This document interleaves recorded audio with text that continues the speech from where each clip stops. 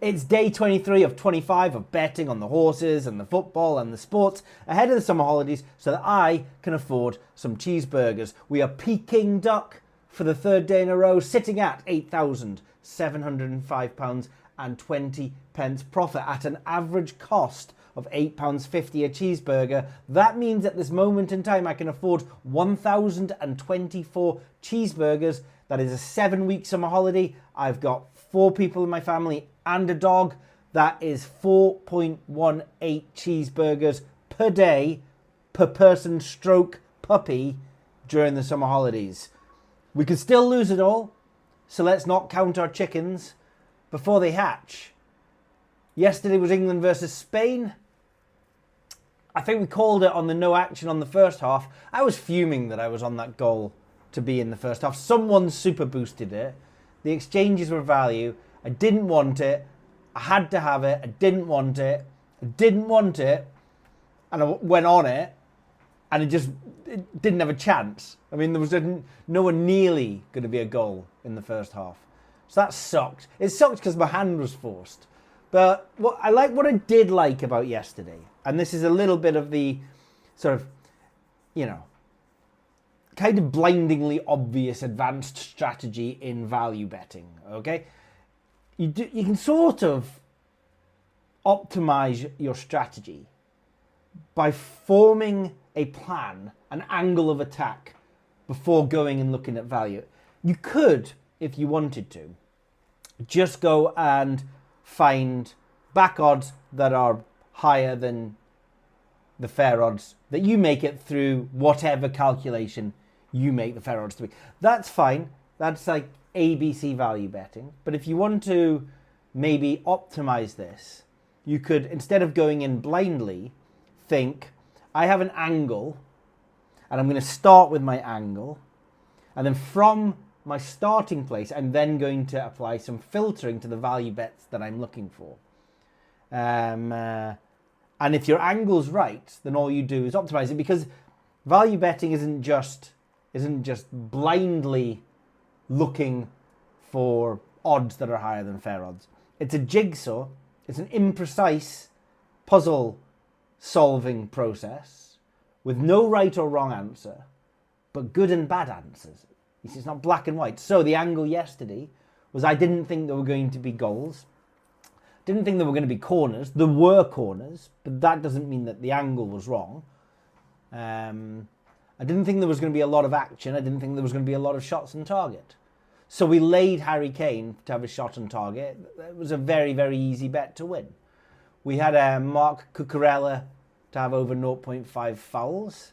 The bet won because we were looking away from over goals and this and that. Now, by the way, it was only the second game since 1984 to have over 2.5 goals. I think the match was lucky to have over 2.5 goals. Looked at cards. Harry Kane, he got his card at 117% equity up at 8.4. Lamal to have over 1.5 tackles. We laid that at 1.82. So basically, a lot of what we were looking at, other than the first half goals over 0.5, were alternative lines, player stats, things that didn't require there to be goals in the game. Dani Olmo and Rodri dutched that earlier in the afternoon. It didn't come in. Did manage to get on Nico Williams because he was value after team news, but we needed to wait for the team news to find that value, so it's not included in the spreadsheet, but the player XG tool came to fruition again. So, unfortunately for England, they didn't bring it home. I think it was a good tournament. And Argentina-Colombia, by the way, again, we formulated a plan for it, and we thought, we're not going to go mad. We're not going to go on Messi to get a hat-trick, which the bookmakers, they love pushing that, because 2 of the last 4 Copa America finals were 0-0. We're just like... So I'm just not going crazy on all these multi-goals, lots of goals, anytime goals.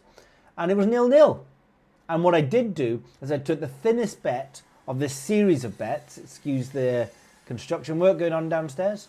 The thinnest of bets at 101% on there being under 1.5 goals, simply because that conformed to my angle that I wanted to approach. Actually, I did look at 0-0 just before bed.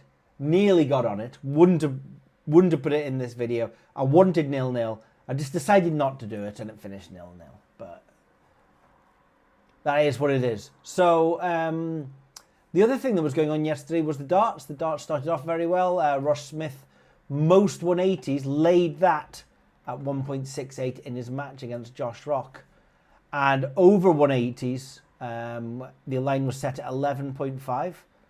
So we laid over 11.5 180s, which is exactly the same as backing under 11.5 180s. Smith ran out 10-4 winner in that match.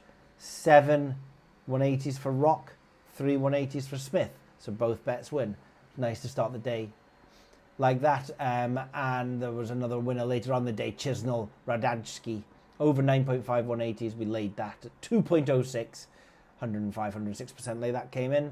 The rest lost, but it was an overall winning day on the football, the darts, the combination of everything else that wasn't horses. That was £552 profit, a 20% return on investment. So just take us up to the £8,700 mark.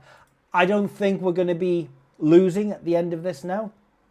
I don't think we're going to stake enough in the next 3 days to lose the money. Overall, we have staked an average of £1,500 per day during this series for the £8,700 profit, which is a 27% return on investment. But it's a very small sample size. We easily could have been up a little bit more. With a lot of what ifs, we easily could have been not as much up or even down after this period of time. It takes a lot more bets to prove that a strategy or a process is correct than the 347 bets that I've placed, although that includes up to 4 horses. I mean, I can tell us exactly how many horses have I had. 600, nearly 590 horses and 196 individual football bets. Again, within those, there were some coupons. I mean, we've still got a coupon with 1 game to play. Ilves today is worth £291 and at 1.83 is a 54% chance of coming in. I want to know if I'm going to hit the 10k or not. It's an arbitrary figure, but it would be quite nice, just a nice round number, especially if it was like 10,000.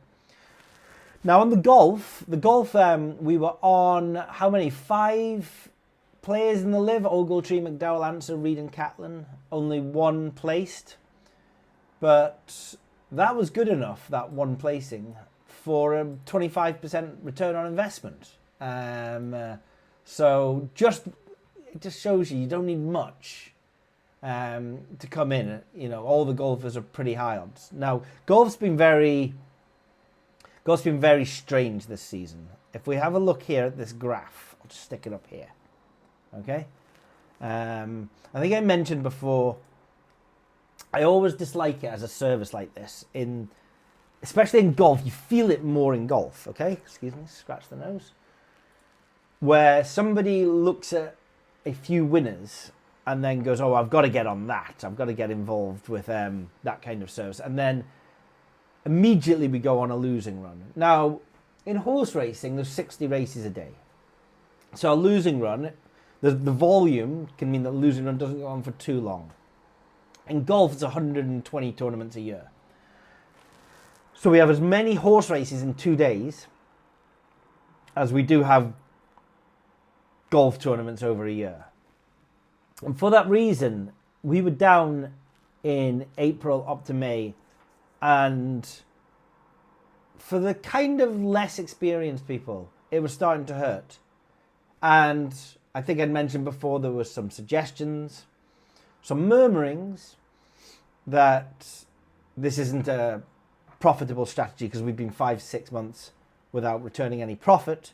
These golfers aren't even placing. In reality, what was happening is Scotty Scheffler was just winning everything. Scotty Scheffler wins everything, then we're not going to win. In the last 4 weeks, we've had 3 winners and a dead heat winner, which went into a playoff on the PGA.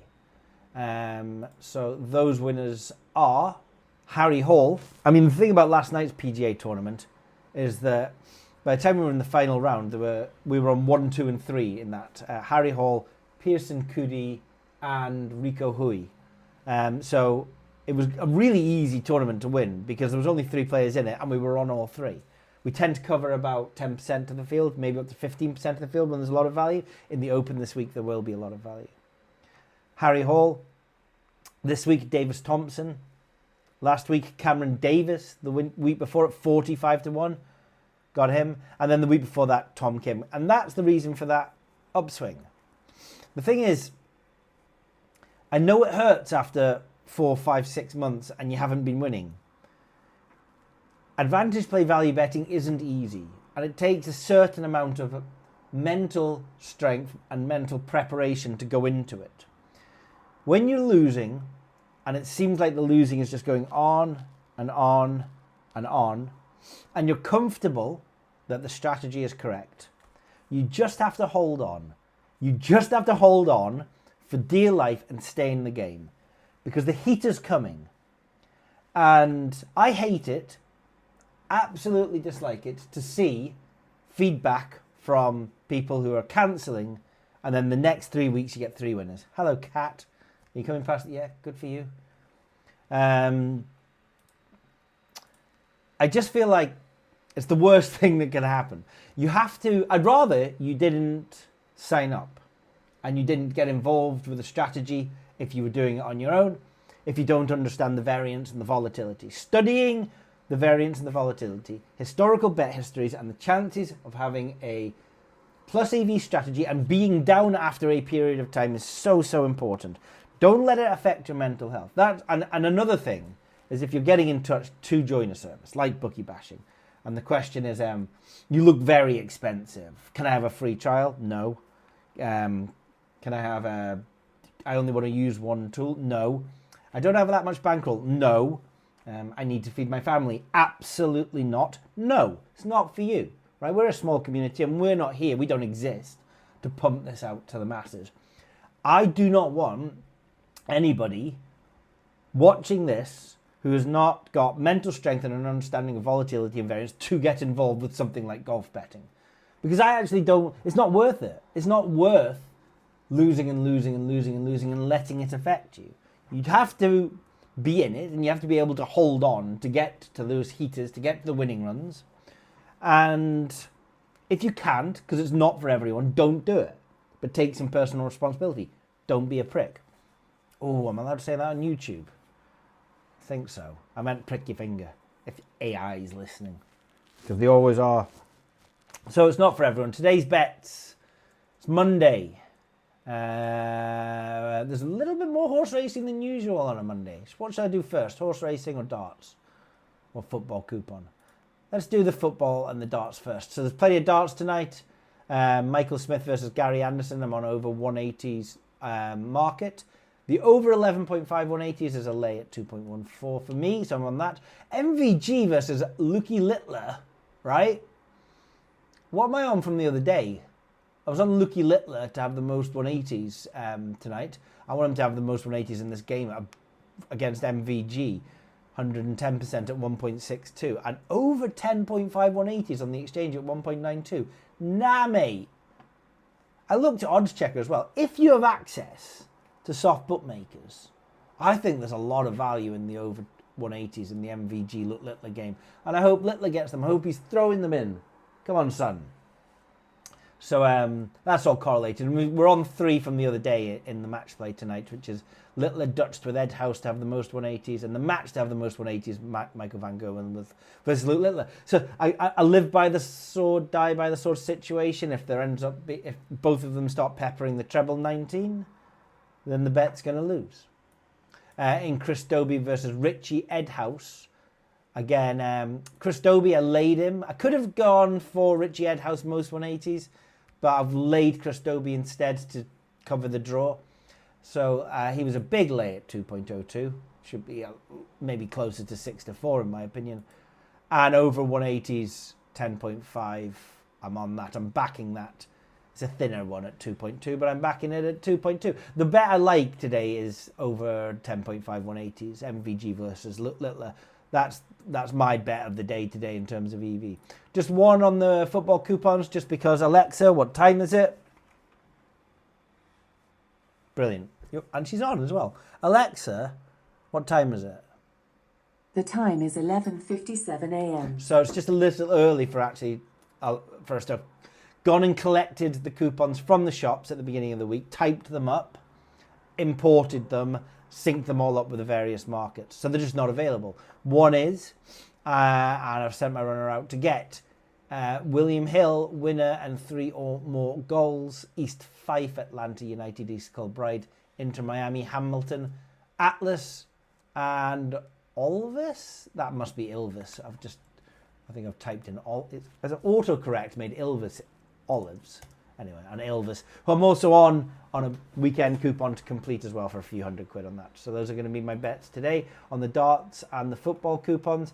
In the horses, 4 lucky 15s at William Hill. Don't often get on that many on a Monday, but I am. So looking at the tracker here, I'm going to sort of skip the big guys for the beginning and come back to them. There are a couple of big odds horses here. Their value at Betfred and William Hill, I do only need to get them on them once. And I think what I'm going to do is I'm going to start with just the lower odds, higher EV guys. So Billable Grant, Lyndon B, Montera, and Billy Frechette will be the first one. Right, let's get that 125 to 1 top star, 3 places, 1 to 5 at the 545. I'm just going to mix him up with some smaller odds. Okay, in a lucky 15 with Amphius, Cuban Harry, and Sujette. And then going back to the strategy of middle odds horses, I like Mr. Sundancer, Coconut Bay, War Chant, and Jim's Cracker. And we will finish with a bit of a thinner one, but Wee Jerry, Roy de France, Tiger Bay, and Dream Ticket, right? At the 8.25 in Killarney. Over at Betfred, again, we've got the high odds horses. Not going to double up on Top Star. I'm going to do Endeavours, but come back to them when I can find some lower odds horses. So let's just skip over and start with Eco Power Boy, Hetmondwike, come on. Double red and Jim's Cracker. Second one is going to be a Windsor lucky 15, an exclusively Windsor one. Let's do Royal Blaze in the 850, Amphius in the 650, Lyndon B in the 750, and American Riddle in the 620. And now let's go and get Endeavours at 125 to 1, 3 places, 1 to 5, 650 at Windsor, mix him in with the 620 at Windsor, Under Siege 1.33, God of Fire 2.22, and Mr. Sundancer 25 to 1. Whatever it is that you're betting on today, good luck. We'll see you tomorrow.